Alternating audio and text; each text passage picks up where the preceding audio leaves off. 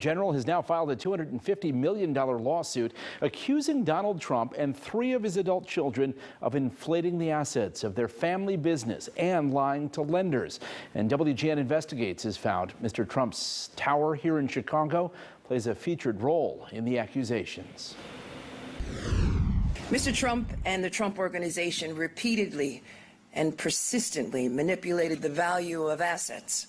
New York's Attorney General going after the heart of Donald Trump's iconic image as a real estate tycoon with a 220-page lawsuit. It claims the former president and three of his adult children who serve as executives in the Trump Organization lied about the value of many of their namesake properties from New York City to Florida and here in Chicago, allegedly inflating the value of assets to lenders while devaluing them to tax officials. Some see the technique as routine practice in the business world, but New York's Attorney General said Team Trump took it to staggering new levels. The complaint demonstrates that Donald Trump falsely inflated his net worth by billions of dollars to unjustly enrich himself and to cheat the system, thereby cheating all of us.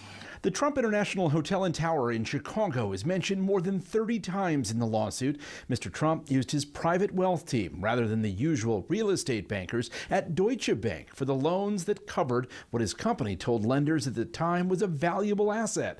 But the lawsuit says the AG's investigation revealed that the tax position taken was that the property had become worthless, according to Mr. Trump, and thus formed the basis of a substantial loss under the federal tax code.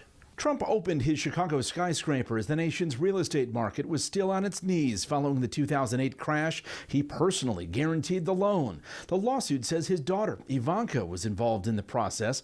The former president responding to the attack on his business and brand today by calling the New York Attorney General racist and saying, "I never thought this case would be brought until I saw her bad poll numbers. She is a fraud who campaigned on a Get Trump platform." Claiming you have money that you do not have does not amount to the art of the deal. It's the art of the steal. And there cannot be different rules for different people in this country or in this state. In addition to the $250 million potential price tag on this lawsuit, New York's AG is also asking a judge to bar the former president and his children who were involved in the business from conducting commercial real estate transactions in the state. She's also turning over her findings to the IRS and federal prosecutors. Lourdes? All right, Ben.